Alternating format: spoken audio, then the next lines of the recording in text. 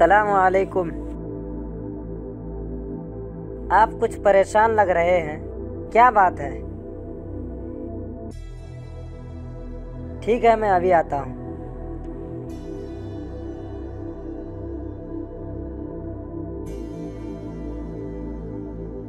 अस्सलामु अलैकुम। वालेकुम सलाम व रहमतुल्लाह। आओ बैठो यहाँ। क्या बात है चाचा, आपने मुझे बहुत जल्दी में बुलाया?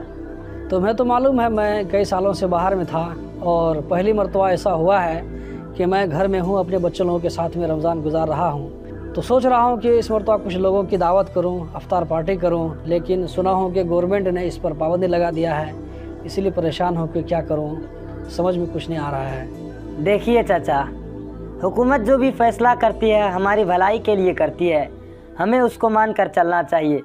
आप अफ्तार पार्टी देकर सवाब ही तो कमाना चाहते हैं। सवाब कमाने के और भी बहुत सारे तरीक़े हैं, जैसे अफ्तार पार्टी का पैसा आसपास गरीबों को दे दीजिए।